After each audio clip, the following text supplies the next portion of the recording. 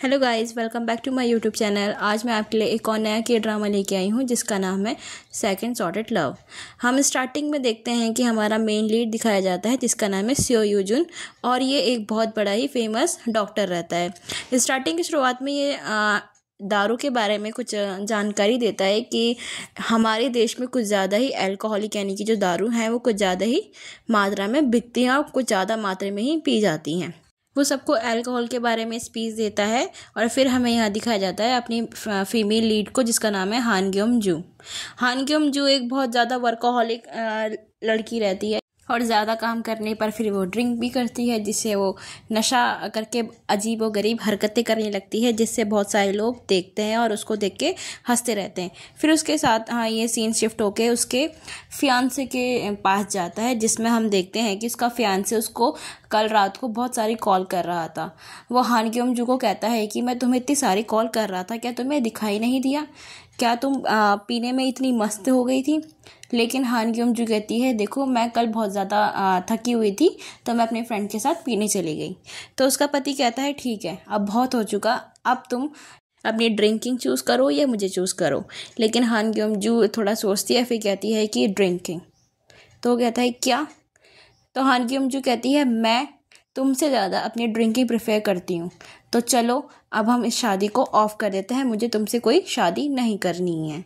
फिर scene shift होकर हमें दिखाया जाता है हान ग्योम जू की मदर की तरफ। जो हान ग्योम जू की मदर होती है वो अपने सन इन लॉ को कॉल करती है कि सन इन लॉ मैं तुम्हारे लिए राइस केक लेके आई हूँ। बट उसका जो सन इन लॉ होता है हान ग्योम जू का जो फियांसे जिसकी अभी शादी टूटी हुई है वो कहता है कि देखो अब हमारी शादी टूट चुकी है, आपकी बेटी ने मुझसे शादी तोड़ चुकी है, किस लिए? सिर्फ ड्रिंकिंग की वजह से। तो फिर जल्दी से हान ग्योम जू की मम्मी उसके पास जाती है और वहाँ पे देखती है कि सारा का सारा उसका रूम जो है वो बहुत ज़्यादा फैला हुआ रहता है। वो उसको ढूंढती है कि हान ग्योम जू है कहाँ। फिर जैसे ही वो हान ग्योम जू को ढूंढ लेती है वो उसको उठाती है, कहती है तुमने कहा था कि तुम्हें अपने अभी नई नई शादी के लिए तुम्हें अपने घर के सामान खरीदने हैं, फर्नीचर वगैरह, तो चलो तुम जल्दी उठो, मैं तुम्हें कब से कह रही थी। लेकिन फिर हान ग्योम जू मना कर देती है। वो कहती है देखो मैंने जो यूब से जो सुना वो क्या वो सच है? क्या तुमने अपनी शादी तोड़ चुकी है? तो वो कहती है कि हाँ, तुम्हें क्या लेना देना। तो वो कहती है क्या शादी तोड़ना इतनी आसान बात है क्या? तो हान ग्योम कहती है देखो मम्मी, जब हम दोनों डेट करते थे तो उसको मेरे पीने से कोई दिक्कत नहीं थी, बट हम जैसे ही मैंने उसको शादी के लिए हाँ करा तब से वो कुछ ज़्यादा ही मुझ पर हुक्म चलाने लगा, तो मैंने शादी के लिए मना कर दिया। तो फिर हमें दिखाया जाता है जो हान ग्योम जू की मम्मी होती है वो जू यूब को मैसेज करती रहती है कि देखो मैं अपनी बेटी से तुम्हें सॉरी बुलवाऊंगी, प्लीज़ तुम ये शादी मत तोड़ो उसके कारण। लेकिन वो फिर देखती है कि जो उसका सन इन लॉ होता है वो मैसेज तो रीड करता है बट वो रिप्लाई नहीं करता है। तो फिर उसके बाद उसकी मम्मी सोचती है कि इसने ऐसा क्या बोला होगा। फिर हम देखते हैं कि उसकी डोर बेल बजती है। उसकी मम्मी सोचती है कि जो यूब है वो आ रखा है, लेकिन नहीं, उसकी बेटी होती है। वो कहती है कि मम्मी तुमने कुछ नहीं खाया है, मैं तुम्हारा फेवरेट चीज़ लेके आई हूँ तो जल्दी से खा लो। फिर उसकी मम्मी कहती है देखो तुमने जो ये शादी तोड़ी है, क्या ये एक होटल बुक कराने जैसे थोड़ी ना होती है कि अभी हमने होटल बुक करवाया, तुम्हें अच्छा ही लगा, बाद में तो तुमने कैंसिल करवा दी। तो कहती है मम्मी देखो मुझे अभी शादी नहीं करनी है और मैं अपनी ड्रिंकिंग के लिए किसी आदमी को नहीं छोड़ सकती हूँ। तो कहती है मुझे अभी अपने करियर पे फोकस करना है, और उसी टाइम उसके फ़ोन पे एक मैसेज आता है। फिर ये सीन कट होके हमें दिखाया जाता है हान ग्योम जू और उसकी मम्मी पे। जो हान ग्योम जू की मम्मी होती है वो उसकी एक्स मदर इन लोग को कॉल करती है कि आई एम सॉरी कि मुझे ये रिश्ता ठीक नहीं लगा और मैंने हान ग्योम जू से बोला कि ये शादी मत करो। फिर वो इतना बोल के कॉल कट कर देती है। हान ग्योम जू अपनी मम्मी से कहती है कि तुमने ऐसा क्यों बोला, तो तुम सच्चाई क्यों नहीं बताती हो।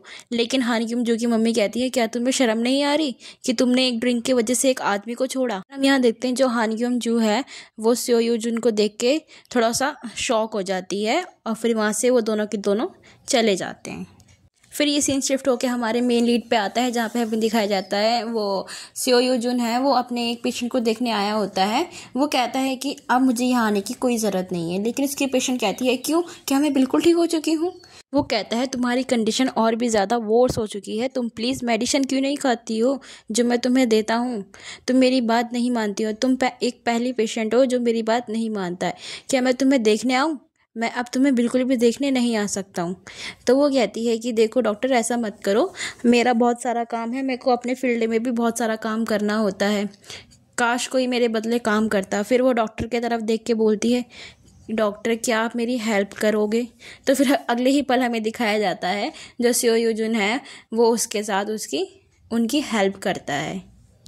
फिर हम देखते हैं कि जो हान ग्योम-जू और उसकी मम्मी है वो अपने घर वापस आते हैं, और फिर हम देखते हैं कि जो हान ग्योम-जू के पापा और उसकी बड़ी बहन होती है वो दोनों के दोनों ड्रिंक कर रहे होते हैं, और हान ग्योम-जू को देख के बोलते हैं, अरे तुमसे बहुत दिनों बाद मिले, आओ हान ग्योम-जू हमारे साथ ड्रिंक करो।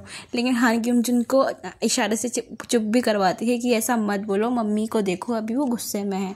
लेकिन बीच में हान ग्योम-जू की मम्मी जाती है और कहती है ड्रिंकिंग करना बंद करो, ये सबके सब जो भी हुआ है ये तुम्हारे कारण हुआ है। वो कहती है अपने पति को कि जब भी छोटे बच्चे लोग एंजॉय करते थे सिर्फ खाने में, तो तुमने अपनी बेटियों को हमेशा बचपन से ही ड्रिंक करना स्टार्ट करवा दिया था।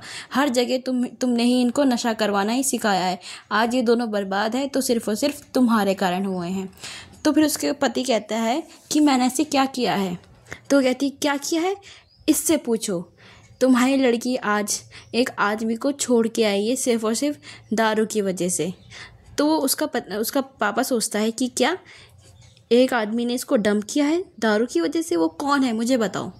तो वो कहती है उसने नहीं, इसने डंप किया है, इसने कहा है कि वो उससे ज़्यादा अपनी दारू को पसंद करती है। तो उसका पापा और उसकी बहन ये सब सुन के दोनों के दोनों शॉक हो जाते हैं। फिर हम देखते हैं कि जो हान ग्योम-जू की मम्मी है वो अपने दोस्तों के साथ रहती है, कुछ काम करते हैं, और फिर वो बताती है कि सबको कि मेरी बेटी की शादी टूट चुकी है। तो उनमें से एक लेडी उठ के बोलती है क्यों, शादी क्यों टूटी है? मुझे बहुत बुरा लगा आपकी बेटी के लिए। तो फिर वो कहती है कि उसकी जो मदर इन लॉ थी वो बहुत ही ज़्यादा स्ट्रिक्ट थी, तो इसलिए मैंने उससे कहा कि शादी तोड़ दो, ये तुम्हें ये शादी नहीं करनी चाहिए, बाद में तुम्हें कोई नुकसान ना हो। तो फिर वो लेडी बोलती है कैसी स्ट्रिक्ट, किस टाइप की स्ट्रिक्ट थी वो? तो हान ग्योम-जू की मम्मी कहती है कि देखो मैं ये चीज़ें बताना नहीं चाहती उनके बारे में कुछ भी, बस इतना समझ लो कि वो स्ट्रिक्ट थी। बट वो लेडी फिर भी कहती है मुझे बताओ ना, फोर्स करती है। तो उसकी मम्मी जोर से चिल्लाती है वो तुम्हारे ही तरह थी, बिना सोचे कुछ भी बोल देती थी। तो वो कहती तो मुझ पर क्यों चिल्ला रही हो? तो उसकी हान ग्योम-जू की जो मम्मी होती है वो थोड़ा गिल्टी फील करती है, तो वहाँ से चली जाती है। सीन शिफ्ट होकर हान ग्योम-जू पे आता है, उसके फ़ोन पे एक नोटिफिकेशन आता है जो उसकी प्री सेरेमनी की वीडियो होती है। तो वो उस वीडियो को देख के सब कुछ याद कर रही होती है। इतने में ही उसकी जो बड़ी बहन है उसके दोनों बच्चे आ जाते हैं कि मासी तुम आ चुकी हो, हमने तुम्हें बहुत मिस किया, चलो हम क्या बोलते हैं पार्क चलते हैं।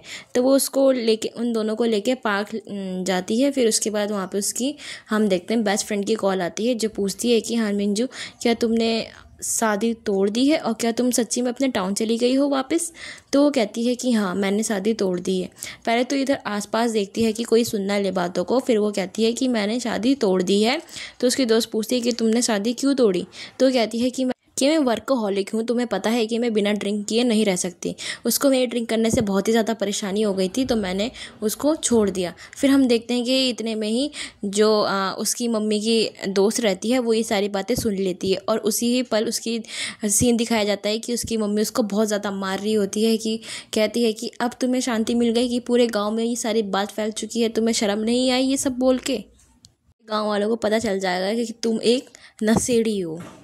फिर हमें देखा जाता है कि जो उसके मॉम डैड उसके पापा और बहन होती हैं वो हान ग्योम-जू को बचा रहे होते हैं। तो उतने में ही हान ग्योम-जू घर से बाहर निकल के टाउन में जाती है। उसी तरह वो देखते हैं कि जितने भी लोग होते हैं वो सारे के सारे हान ग्योम-जू के पास आते हैं और उसको दिलासा देते हैं कि हान ग्योम-जू होता है कोई बात नहीं, लेकिन तुम्हें ऐसा नहीं करना चाहिए था।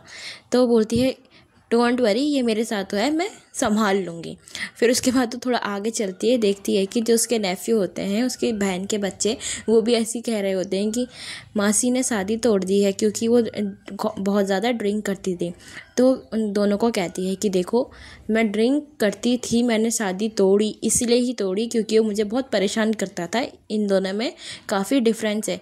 इतने में ही हम देखते हैं कि जो हान ग्यम जू का दोस्त है वो आता है, का नाम बोन सुक वुक रहता है। वो कहता है कि वाह, तुम बच्चों को कितनी अच्छी शिक्षा दे रही हो। तो वो कहता है कि तो तुम्हारी शादी कैसे टूटी? क्या तुम्हें ज़रा सा भी अंदाज़ा है कि तुमने एक ड्रिंक के लिए एक आदमी को छोड़ा?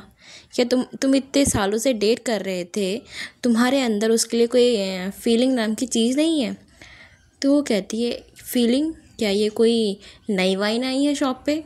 तो वो उसकी शक्ल देख के चुप हो जाता है। फिर वो दोनों के दोनों अपने दूसरे दोस्त के पास जाते हैं। तो वो बोंग जो होता है वो कहता है कि क्या तुम फ्री नहीं हुए हो? हमारी दोस्त आई है पुरानी हमसे मिलने के लिए, क्या तुम्हारी कार अभी तक ठीक नहीं हुई है? उसका दोस्त कहता है कि देखो, मुझसे ये कार ठीक नहीं हो रही है और मुझे शाम तक देनी है। फिर जो हान ग्यम जू होती है वो कहती है चलो एक बार मैं ट्राई करके देखती हूँ।